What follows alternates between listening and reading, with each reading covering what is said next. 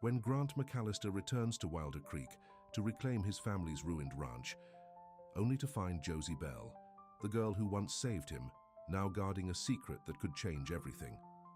Before we get into the story, comment below where, in the world you're watching from today, the afternoon sun beat down on the dusty main street of Wilder Creek as a black pickup truck with tinted windows rolled slowly into town. Few people paid attention to it, just another visitor passing through their forgotten corner of the world. But this wasn't just any visitor. Grant McAllister gripped the steering wheel tightly as he drove past the old general store, the bank that had foreclosed on his family's property, and the diner where he'd once washed dishes for spare change. 20 years had changed some things, but not enough. The town still looked like it was barely hanging on, much like it had when he'd left it behind. He was no longer the skinny, desperate kid who'd fled with nothing but a beat-up truck and defiance burning in his chest. At 44, Grant had built himself into something substantial, a self-made cattle rancher with more land and money than most men in 3 counties combined. His face had hardened with time and weather, his dark hair now touched with silver at the temples. The years of physical labor had filled out his once lanky frame. Grant slowed the truck as he approached Carter's real estate office. Inside, Bill Carter looked up from his desk, his eyes widening with recognition. "Well, I'll be damned," Bill said, standing up. "Grant McAllister. Never thought I'd see you in these parts again." Grant didn't bother with small talk. "I want to buy back the old McAllister place." Bill cleared his throat. "That's been abandoned for years. County owns it now. Nobody wanted that rundown property." "I do," Grant said flatly. "Name your price." While Bill fumbled with paperwork, Grant stared out the window. The news would spread fast in a town this size. By morning, everyone would know a McAllister had returned. "Sign here," Bill said, pushing the papers across the desk. "It's yours. Keys are in the lockbox, but I gotta warn you, it's in bad shape." Grant signed without hesitation. "I fixed worse." Back in his truck, Grant headed out of town toward the old homestead. As he drove, memories surfaced. His father gambling away their savings, his mother leaving when Grant was just 10, the nights he went hungry, the pity in people's eyes that later turned to judgment when his father skipped town, leaving behind nothing but debts and whispers. The truck rattled over the uneven dirt road leading to what was once the McAllister Ranch. When the house came into view, Grant's jaw tightened. The roof had partially collapsed, the porch sagged dangerously, and weeds had overtaken what used to be his mother's garden. He parked and stepped out, boots crunching on gravel and dead leaves. This place had been the source of so much pain, yet somewhere deep down it was still home. A noise caught his attention, a horse whinnying in the distance. Grant turned to see a figure on horseback in the adjacent property where the Bell family ranch stood. For a moment he thought it might be Old Man Bell, but as the rider came closer, he realized it was a woman. Josie Bell pulled her horse to a stop at the fence line between the properties. At 41, she was no longer the quiet, watchful girl who used to hide behind her father when the McAllisters came around. Her brown hair was pulled back in a practical ponytail, her face tanned and lined from years working outdoors. She wore no makeup, just a flannel shirt, worn jeans and riding boots caked with mud. "McAllister," she called out, her voice carrying across the field. Grant walked toward the fence, a slow recognition dawning on him. "Josephine Bell," he said, remembering the shy daughter of the ranch manager who'd sometimes helped him with the lambs. "It's just Josie," she corrected, studying him with a directness that made him feel transparent. "What brings you back to this place?" "I bought it," he said simply. Something flickered across her face. Surprise, maybe concern. "Why?" "Nothing but bad memories here," Grant shrugged. "Some things a man needs to face." Josie's eyes narrowed slightly. "Well, welcome back, I guess." She turned her horse. "Your water line runs through our south pasture, been shut off for years. I'll tell my brother to turn it back on." Before Grant could respond, she was already riding away. He watched her go, struck by how she'd said his name, like she knew exactly who he was, not who he'd become. The next morning, Grant awoke in the motel on the edge of town. He'd need to stay there until the house was habitable.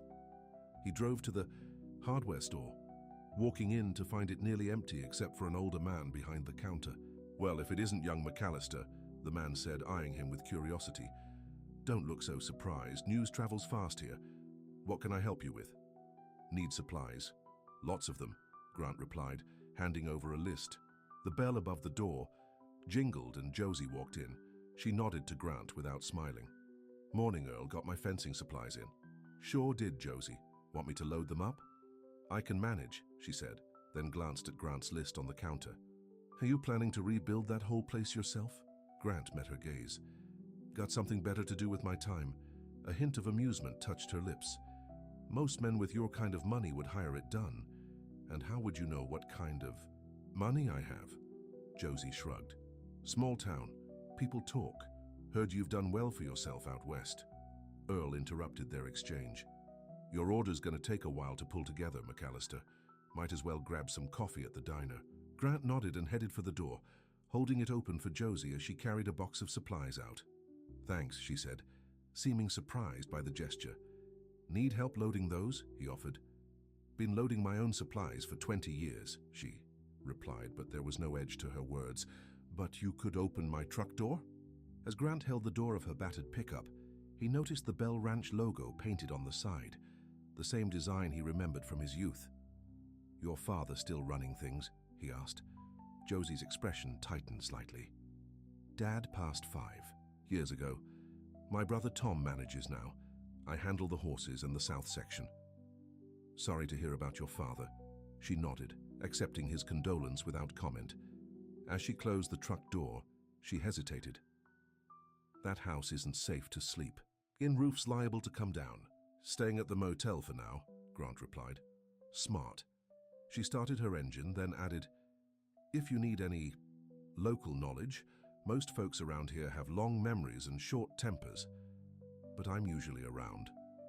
Before Grant could respond, she drove away, leaving him to wonder if she'd just offered help or delivered a warning.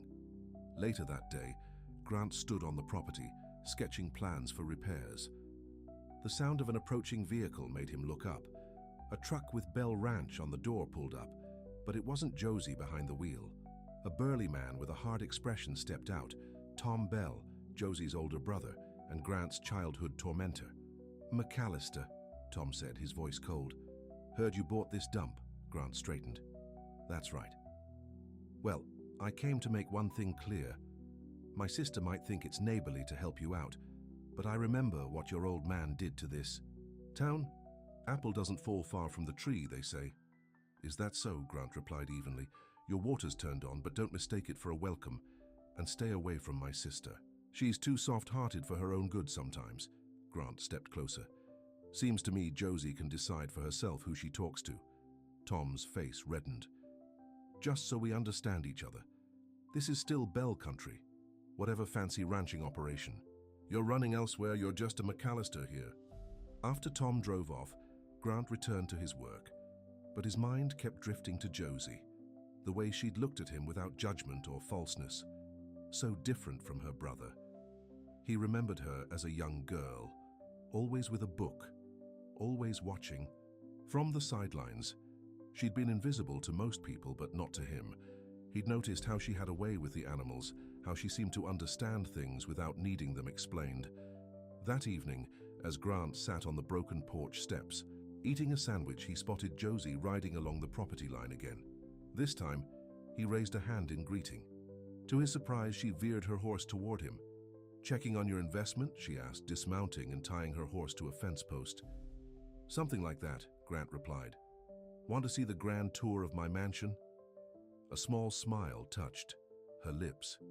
"Sure, why not?"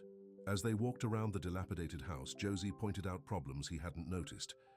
"That chimney's going to need rebuilding, not just patching, and the foundation on the east side is cracked." "You know a lot about construction," Grant observed. "When you can't afford to hire help, you learn to do things yourself," she said, matter-of-factly. The old barn, Josie ran her hand along a wooden post. "This is still solid. Good oak, they don't build like this anymore." Grant watched her, struck by how at ease she seemed among the ruins. "My father used to lock me in here sometimes when he'd go on his benders," he said, the admission surprising. "Even himself. Josie met his eyes. "I know, I found you here once, brought you a sandwich." Grant stared at her, the memory suddenly resurfacing. "That was you? I thought I'd dreamed that." She looked away, embarrassed. "You were always doing nice things for others, sneaking extra hay to the sick animals, helping old Mrs. Jenkins carry her groceries. Seemed only fair someone did something nice for you." For a moment, neither spoke. Then Josie cleared her throat. "It's getting dark. I should head back." "Thanks for stopping by," Grant said. As she untied her horse, Josie hesitated. "Tom came by, didn't he?" "We had a chat." She sighed. "He holds grudges, always has. Don't take it personally." "Seems pretty personal to me," Grant said with a wry smile.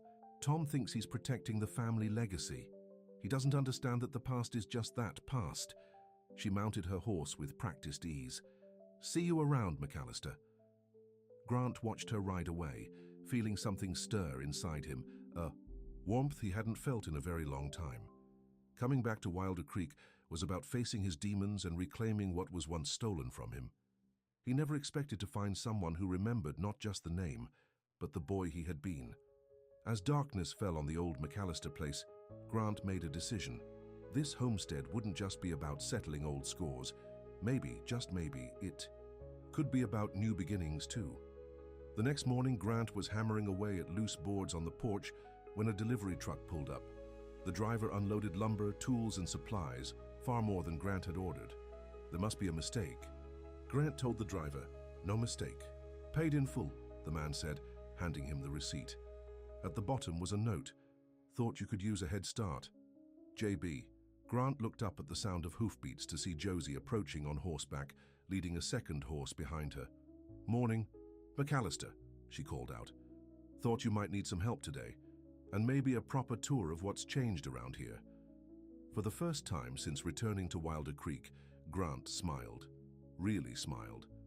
Perhaps the past didn't always have to define the future, and perhaps coming home meant something more than he'd expected. The morning sun had barely risen when Grant heard the sound of a truck pulling up outside the old McAllister place. Josie stepped out wearing worn jeans and a faded work shirt. Her hair pulled back in its usual practical ponytail. She carried a thermos and a small cooler. "Brought coffee and breakfast," she called out, setting the items on a makeshift table of plywood and sawhorses. "Figured you could use some real food instead of those diner sandwiches." Grant wiped sweat from his brow, surprised by her early arrival. "You always bring breakfast to your neighbors?" "Only the ones who look like they don't know which end of—" "A hammer to hold," she teased, pouring steaming coffee into a mug for him. Grant accepted it gratefully. "I've built 3 ranches from the ground up, Belle. I think I can handle a hammer." "Maybe so, but you don't know this land like I do." She opened the cooler, revealing homemade biscuits and sausage. "This house has weathered 40 years of creek floods. The smart move is to raise the foundation by at least a foot." 3 days had passed since her offer to help, and true to her word, Josie had shown up each morning. They'd fallen into an easy rhythm, working side by side, breaking for lunch under the shade of the old oak tree, and parting when the sun began to set. She never said much about why she was helping him, and Grant never asked. "You got big plans for this place?" Josie asked as they ate. Grant nodded. "Going to restore the main house first, then rebuild the barn, add some modern cattle pens."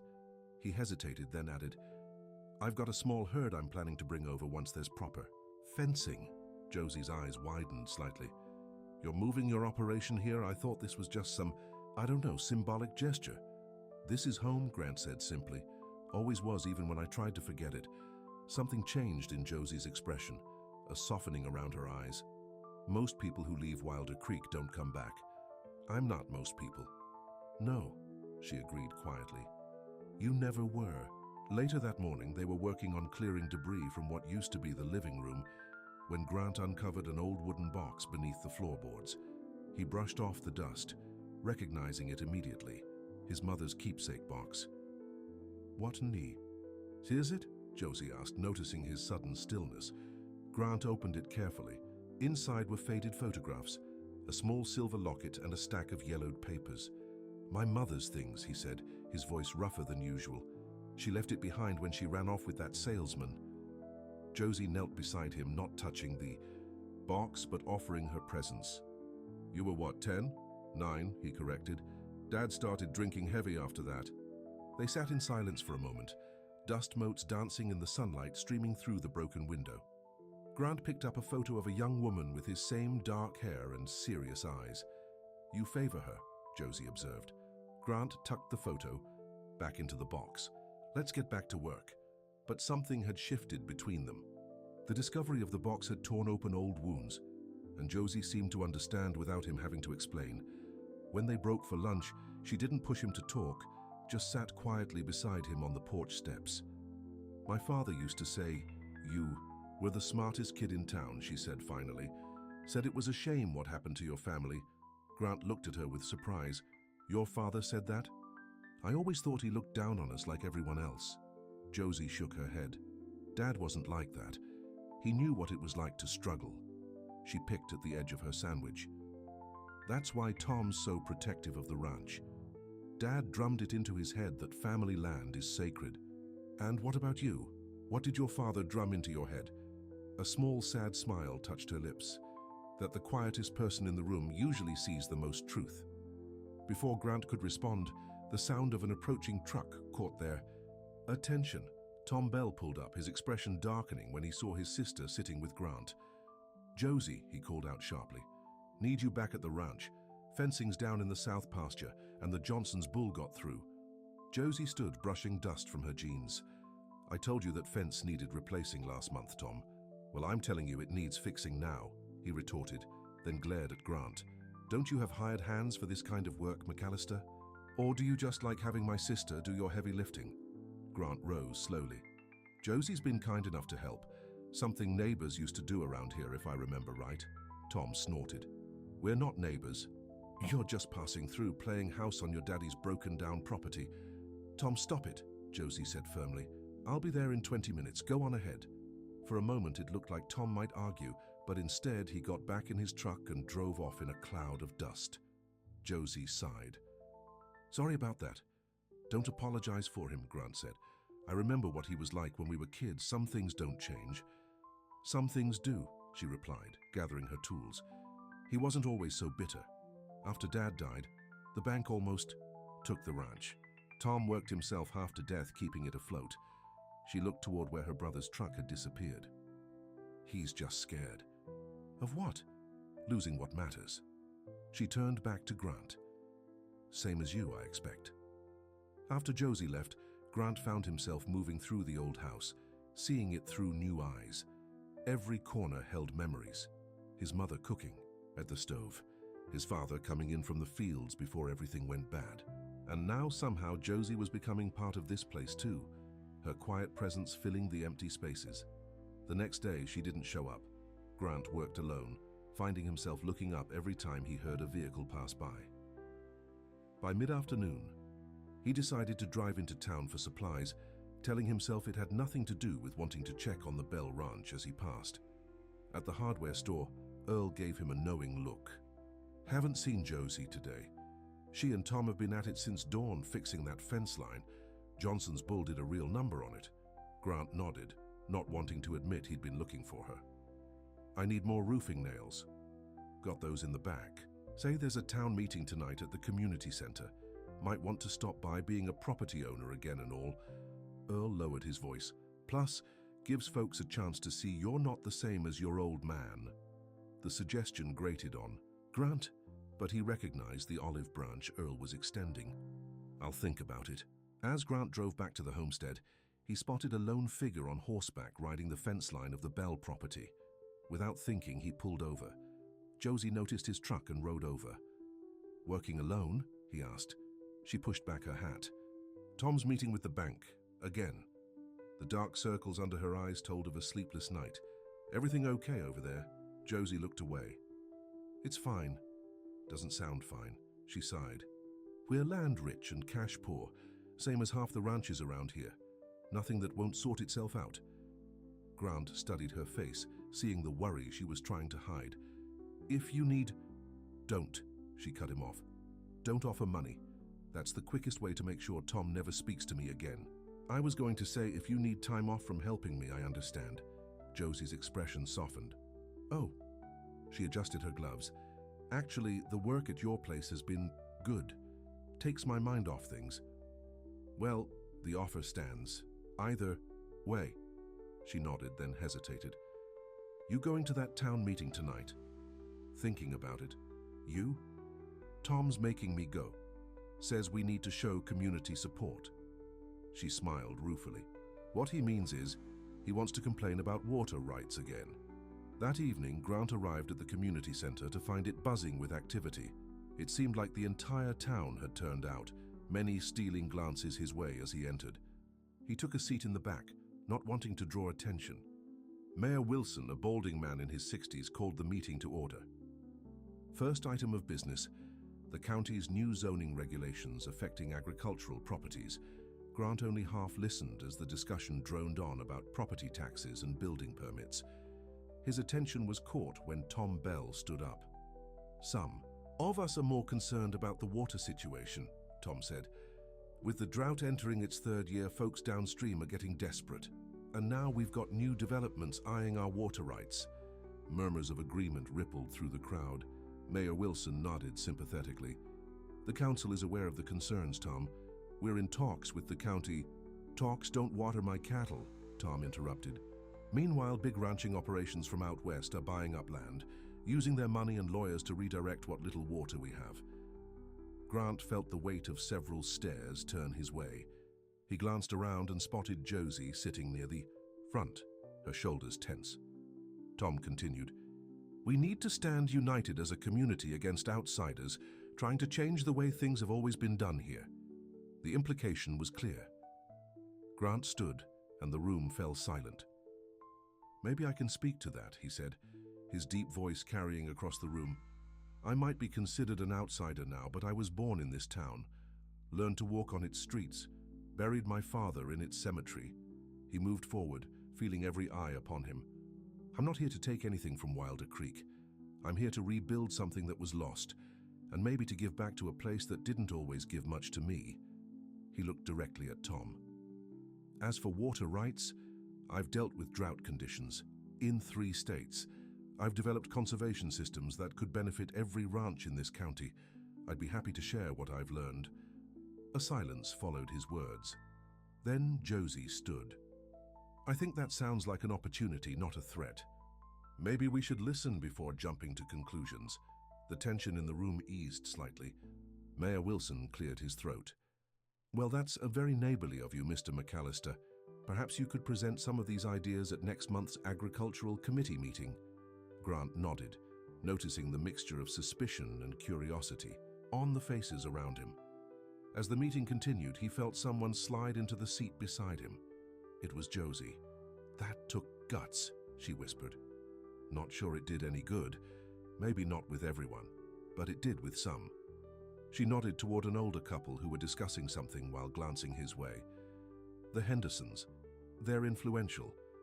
If they decide you're okay, others will follow." "And you?" Grant asked quietly. "Have you decided I'm okay?" Josie met his gaze, something unreadable in her eyes. "I'm still making up my mind." After the meeting, Grant was approaching his truck when Tom intercepted him. "Nice speech," Tom said coldly, "but I know what you're really after." "And what's that?" "The Walker property. Borders both our lands, controls the north branch of the creek. It's going up for auction next month, and you're planning to outbid everyone." Tom stepped closer. "That land should go to local families, not some rich outsider playing cowboy." Grant kept his expression neutral. "I didn't know the Walker place was for sale. Save the act. I've seen the surveyors out there taking measurements. Only one person around here has that kind of money to throw around." Before Grant could respond, Josie appeared at her brother's side. "Come on, Tom, Ellie's waiting for you at the diner." Tom gave Grant one last hard look before allowing his sister to lead him away. Josie glanced back over her shoulder, her expression troubled. Later that night, Grant sat on the newly repaired porch of the old homestead, turning over Tom's words in his mind. The Walker property wasn't part of his plans, but it made strategic sense.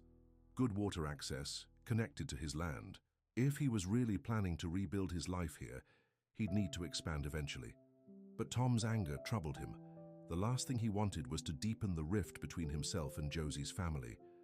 Because somehow, in just a few short days, Josie's opinion had come to matter more than he'd expected.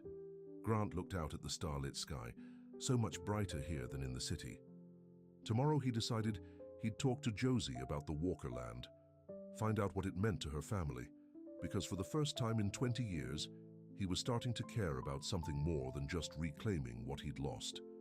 He was starting to care about building something new. The early morning light filtered through the newly repaired windows of the McAllister house. Grant stood in what would soon be a proper kitchen again, sipping coffee and watching the sun climb over the hills. 2 weeks had passed since the town meeting, and progress on the house was moving faster than he'd expected, largely thanks to Josie's help. The sound of tires on gravel drew his attention. Through the window, he saw Josie's truck pull up, but she wasn't alone. An older woman sat in the passenger seat, Martha Henderson, one of the influential locals Josie had pointed out at the meeting.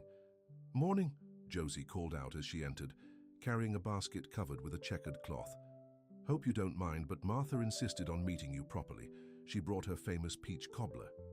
Martha Henderson, a silver-haired woman with shrewd eyes, extended her hand. "My husband and I were impressed by what you said at the meeting. Thought it was time to properly welcome you back to Wilder Creek." Grant shook her hand, surprised by the gesture. "Thank you, Ma'am. That's very kind." "Nothing kind about it," Martha replied frankly. "This town needs new blood and new ideas. Been stagnating for too long." She looked around the half-renovated kitchen. "This place is looking better already. Your mama would be pleased." Grant stiffened slightly. "You knew my mother?" Everyone knew Caroline McAllister. She taught piano to half the children in town, including me. Martha set the cobbler on the makeshift counter. "Shame what happened with your father, but that's the past." Josie caught Grant's eye, giving him a small encouraging nod. "Tell me about these water conservation methods you mentioned," Martha continued, accepting the coffee Josie poured for her. "My husband's been losing sleep over the drought." For the next hour, Grant explained the irrigation systems he'd developed, the soil conservation techniques that had saved his western ranches during dry seasons. Martha listened intently, asking sharp questions that revealed her own deep knowledge of ranching. "We're having a barbecue this Sunday," Martha said as she prepared to leave. "Neighbors, friends, the usual crowd. You should come." She looked at Josie. "Both of you."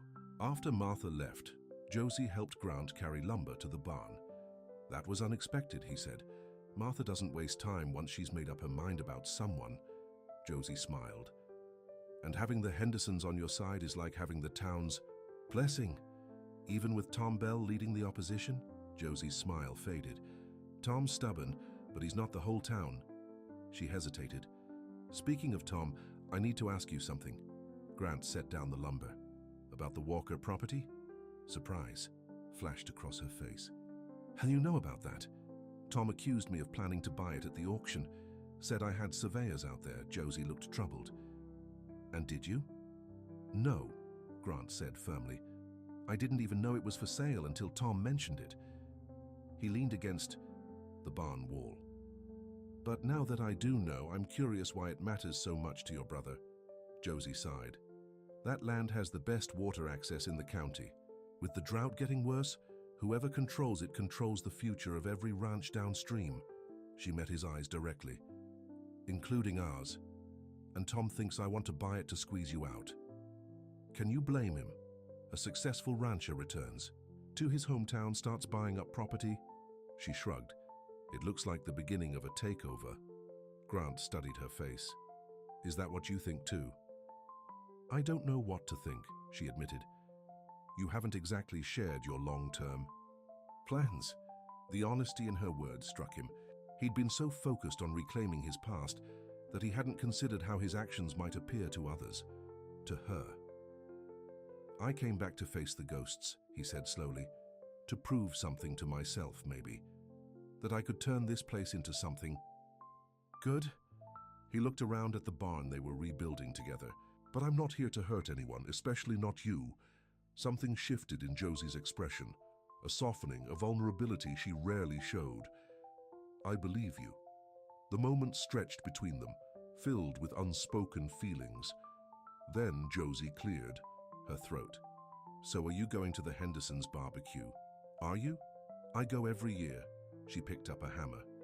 "Tom usually comes too, but he won't if I'm there," Grant finished. Josie nodded reluctantly. "Probably not." "Then maybe I should skip it. I don't want to cause more problems between you and your brother. Tom and I have been disagreeing since I was 5 and he was 7, Josie said with a hint of humor. "He'll get over it." She hammered a nail into place with more force than necessary. "Besides, if you're going to be part of this community again, you can't hide away out here forever." Grant watched her work, struck by the determination in her movements. "Is that what you want? For me to be part of the community again?" Josie paused, her back to him. "I think everyone deserves a second chance at home." Sunday afternoon arrived clear and warm. Grant pulled up to the Hendersons' sprawling ranch house, noting the dozens of trucks and cars already parked in the field, designated for parking. Music and laughter drifted from the backyard. For a moment he considered turning around. Then he spotted Josie standing near the gate, as if waiting for him. She wore a simple blue sundress instead of her usual work clothes, her hair loose around her shoulders. The sight of her made his heart skip. "Was starting to think you wouldn't show," she said as he approached. "Almost didn't," he admitted. She offered a small smile.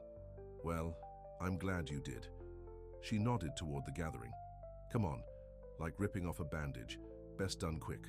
As they walked into the party together, conversations dimmed briefly as people noticed Grant. Then Martha Henderson bustled over, taking his arm and introducing him to everyone within reach. To Grant's surprise, most welcomed him with cautious warmth, asking about the renovations on the old place, offering advice about local suppliers. "See?" Josie murmured. "Not so bad." The afternoon passed pleasantly. Grant found himself relaxing for the first time since returning to Wilder Creek.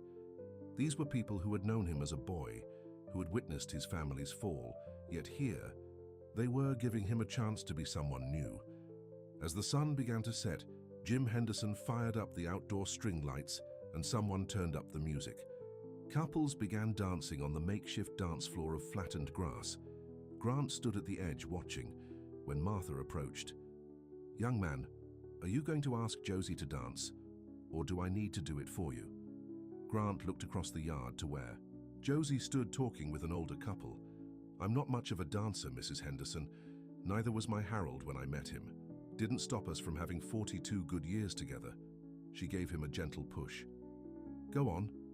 Gathering his courage, Grant walked over to Josie. "Care to dance?" Surprise flickered across her face, followed by something softer. "I'm not very good at it." "That makes 2 of us," he said, offering his hand. On the dance floor, they moved awkwardly at first, finding their rhythm. Grant was acutely aware of his hand at her waist, the scent of her hair, the way she fit against him. "You clean up nice, McAllister," Josie said, breaking the silence. He smiled. "So do you, Belle."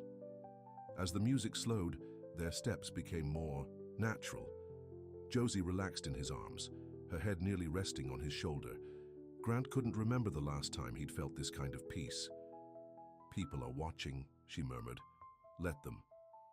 She looked up at him then, her eyes reflecting the string lights above.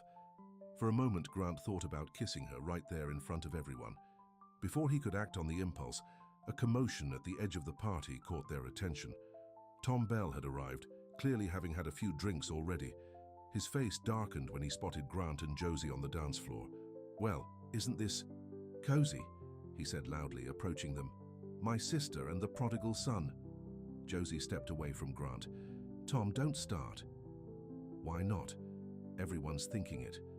McAllister comes back to town, and suddenly Josie's never at the ranch anymore. Always over at his place, helping with repairs." His tone made the words sound dirty. Grant tensed. "That's enough, Belle." "Or what?" Tom challenged. "You'll buy my ranch out from under me too. Got the surveyors out again today, didn't you?" Several of the guests moved closer, sensing trouble. Harold Henderson stepped forward. "Tom, this isn't the place."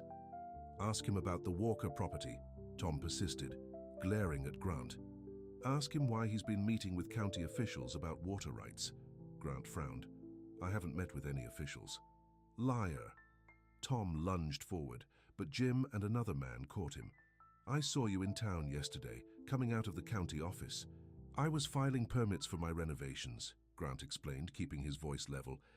Nothing to do with water rights or the Walker property. Josie put a hand on her brother's arm. Tom, you've been drinking. Let's go home. Tom shook her off. I'm not letting him destroy what Dad built. First he takes you away from the ranch, next he'll take the water, then he hasn't taken me anywhere, Josie interrupted, her voice sharp with anger. I choose where I go and who I spend time with. You don't get to decide that for me. The rawness in her tone silenced Tom momentarily. He looked at his sister, hurt mixing with the anger in his eyes. Dad would be ashamed. The words hit Josie like a physical blow. Without another word, she turned and walked away from the party, disappearing into the gathering darkness. Grant started after her, but Martha caught his arm. Give her a minute, son. Family cuts deep. Tom shrugged off the men holding him. This isn't over, McAllister, he said before storming back to his truck. After ensuring Tom had a sober driver to take him home, Grant went looking for Josie. He found her sitting on a wooden swing at the edge of the Hendersons' property, staring out at the moonlit pastures. Mind some company? He asked quietly. She shook her head and he sat beside her, not touching, just present. I'm sorry about Tom, she finally said. Don't apologize for him. He wasn't always like this. After Dad died, she sighed. The bank was threatening foreclosure. Tom worked day and night to keep the ranch. Somewhere along the way he forgot how to do anything but worry and fight. Grant watched her profile in the moonlight. Your father would be proud of you, Josie, not ashamed. She turned to him, her eyes shining with unshed tears. How would you know? Because I've seen how you work, how you care for that land, those animals, how you helped a neighbor even when your brother didn't want you to. He reached out, hesitantly, brushing a strand of hair from her face. Any father would be proud of that. Josie closed her eyes briefly at his touch. When she opened them, something had changed, a decision made. Why did you really come back, Grant? The use of his first name so rare from her lips wasn't lost on him. I told myself it was to reclaim what was taken, to prove I could make something from nothing just like I did out west. He paused. But honestly, I think I was looking for home. And have you found it? The vulnerability in her question caught at his heart. I'm starting to, he admitted softly. They sat in silence for a while, the distant sounds of the party a gentle backdrop to their thoughts.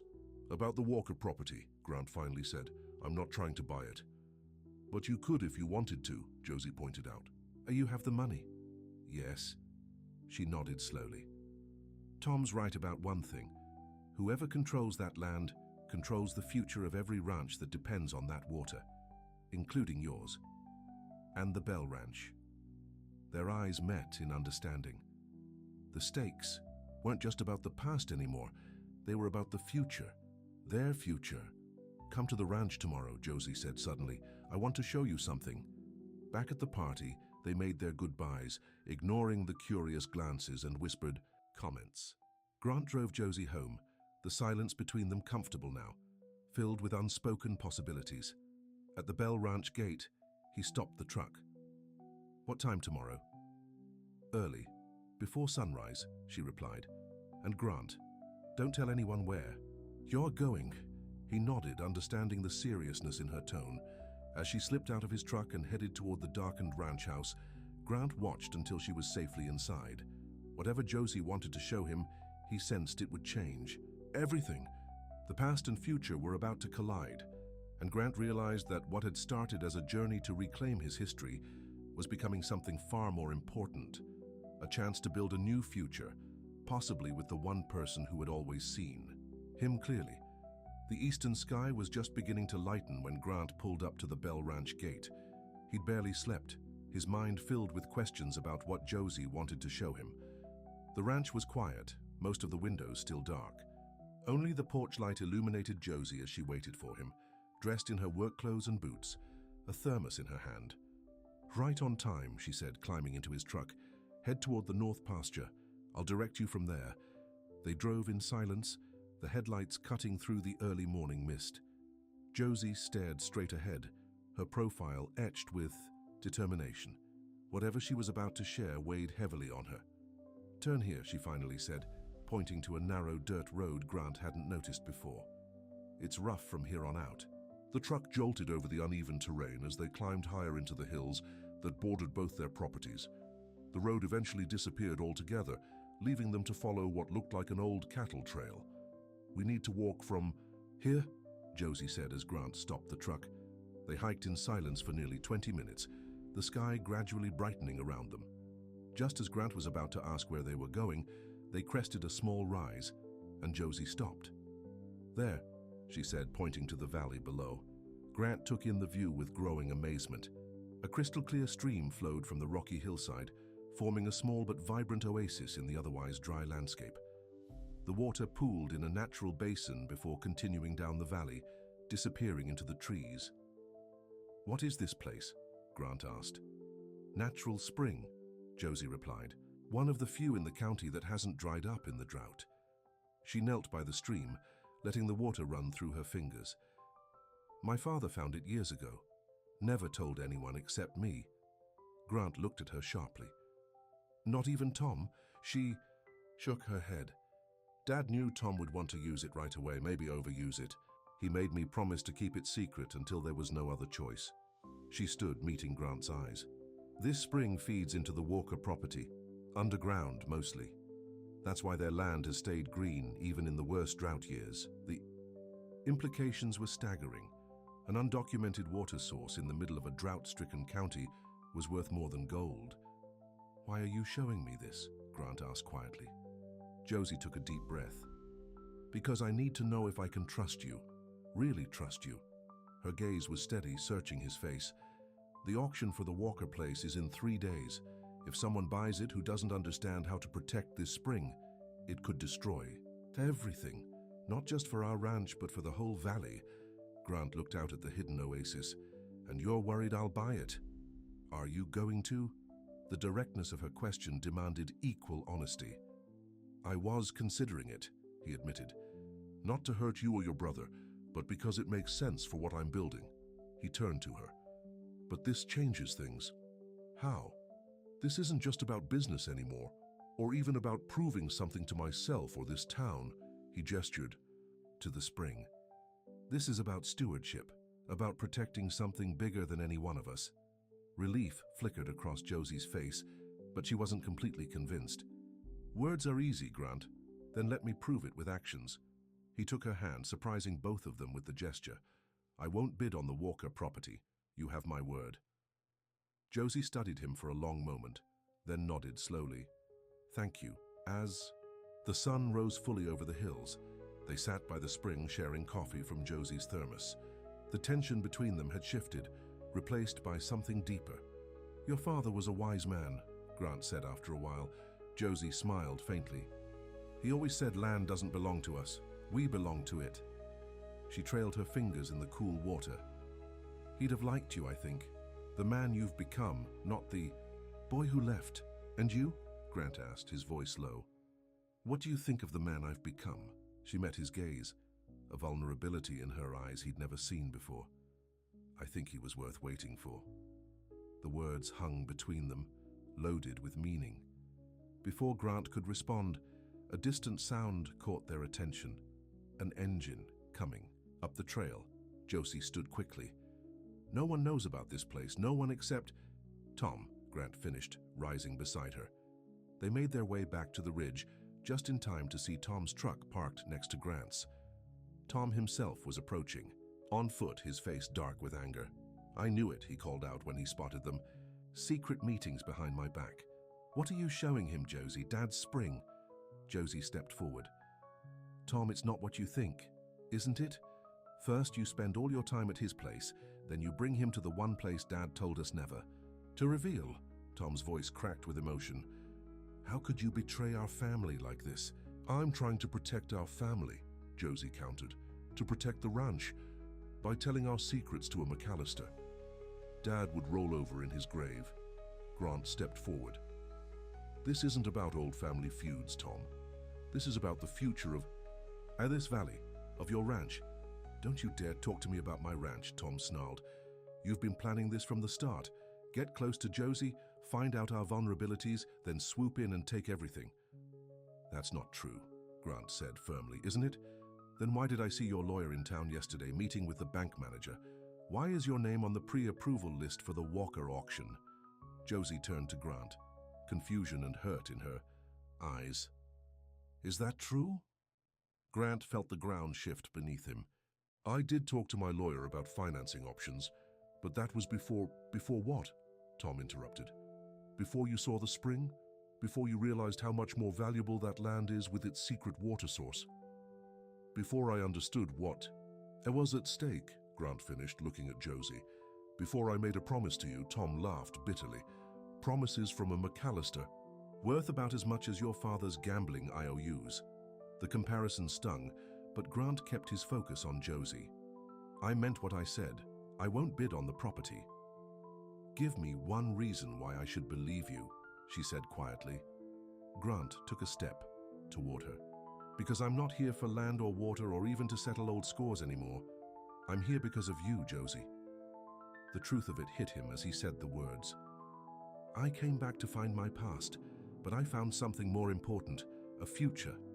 With you, if you'll have me. Tom made a disgusted sound. Save the romance for someone who's buying it. But Josie's eyes never left Grant's face. Is that true? She asked, her voice barely above a whisper. Yes, Grant said simply.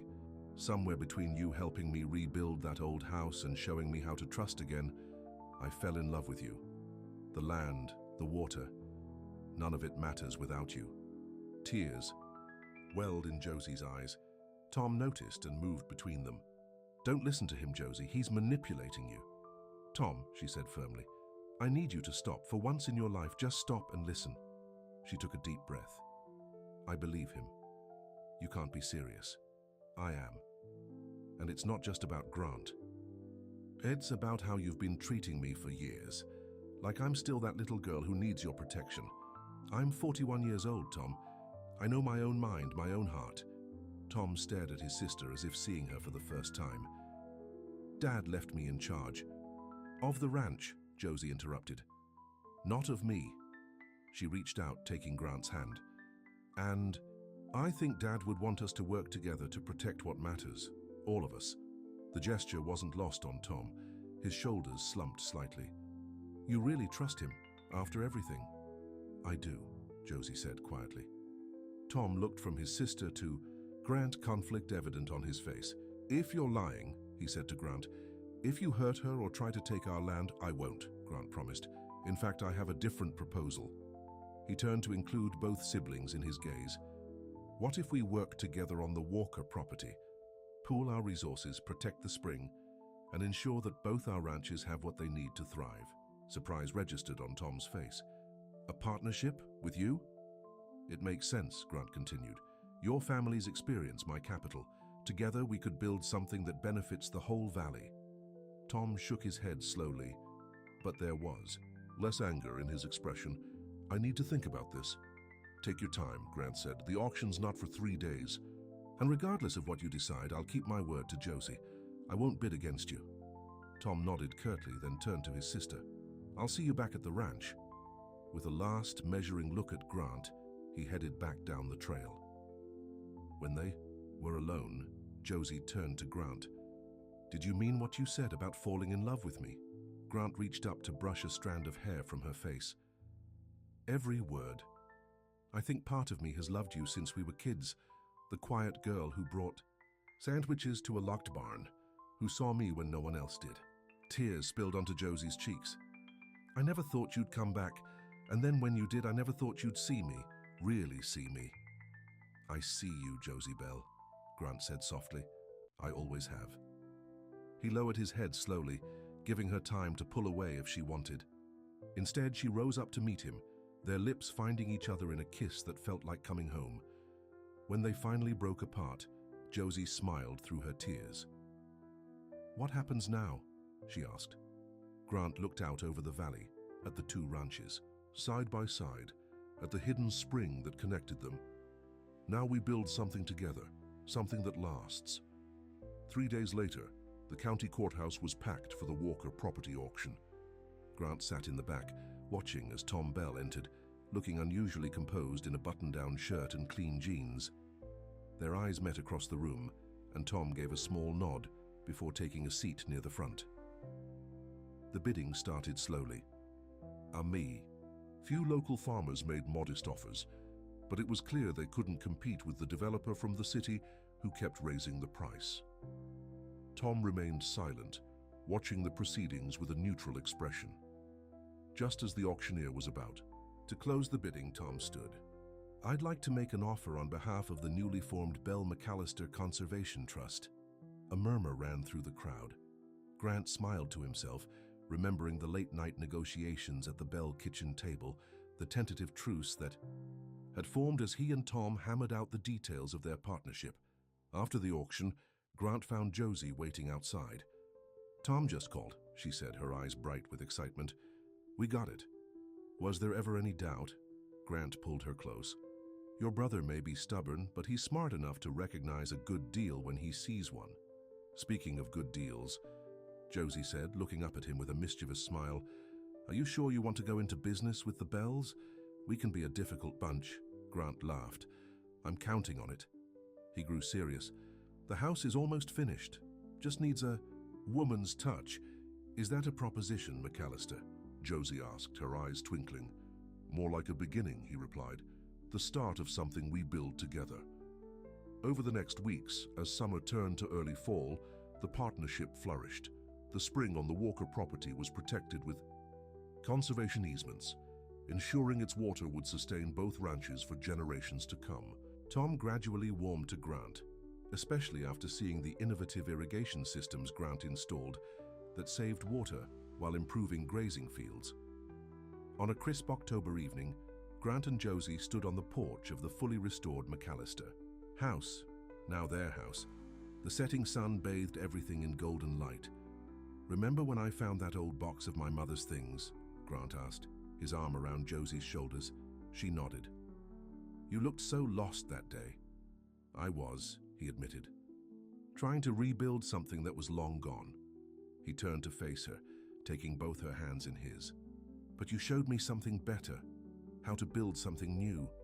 From his pocket he pulled a small wooden box, handcrafted from the salvaged oak of the old barn. Inside was a simple diamond ring. "Josephine Bell," he said, his voice husky with emotion. "Will you marry me? Will you help me turn this house into a real home?"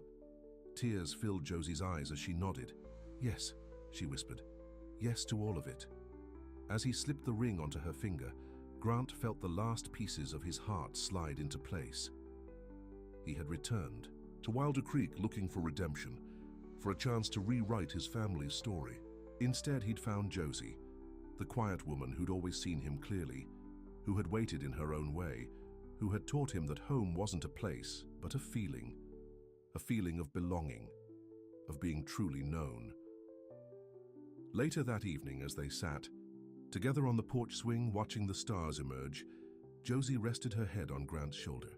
"What are you thinking about?" she asked. Grant smiled, pressing a kiss to her hair. "Just that sometimes the best part of leaving is finding your way back to where you belong." Josie squeezed his hand, the diamond catching the porch light.